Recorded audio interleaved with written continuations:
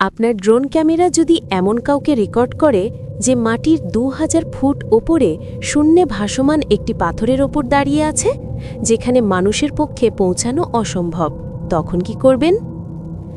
Dark pixel diaries চ্যানেলে সবাইকে স্বাগত। আজ আমরা যাব নরওয়ের এক দুর্গম পাহাড়ে, যেখানে এক ট্রাভেল ব্লগারের ড্রোন ক্যামেরা বন্দি করেছে এক হাড় হিম করা দৃশ্য।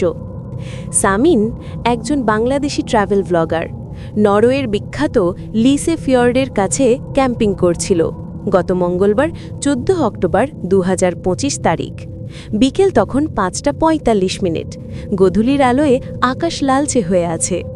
সামিন তার ড্রোনটি ওড়ায় পাহাড়ের খাড়া ঢাল বা ক্লিফগুলোর ভিডিও নেওয়ার জন্য। ড্রোনটি যখন পাহাড়ের গা ঘেঁষে প্রায় 1 কিলোমিটার দূরে চলে যায়, তখন সামিন তার মনিটরে অদ্ভুত কিছু দেখতে পায়। খাড়া পাহাড়ের মাঝখানে ছোট্ট একটি পাথরের কার্নিশ, যেখানে কোনো মানুষের পক্ষে নামা সম্ভব নয়, সেখানে কেউ একজন দাঁড়িয়ে আছে। মূর্তিটি একটি কালো রেনকোট পরে পাহাড়ের দিকে মুখ করে দাঁড়িয়েছিল।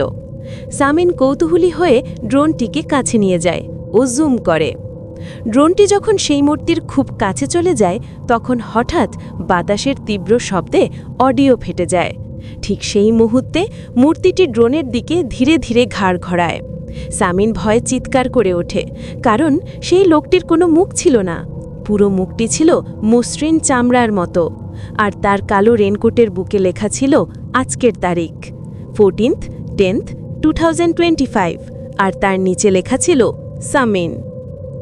ভয়ে সামিন ড্রোনটি ফিরিয়ে আনার চেষ্টা করে, কিন্তু সিগন্যাল লস্ট হয়ে ড্রোনটি খাদে পড়ে যায়।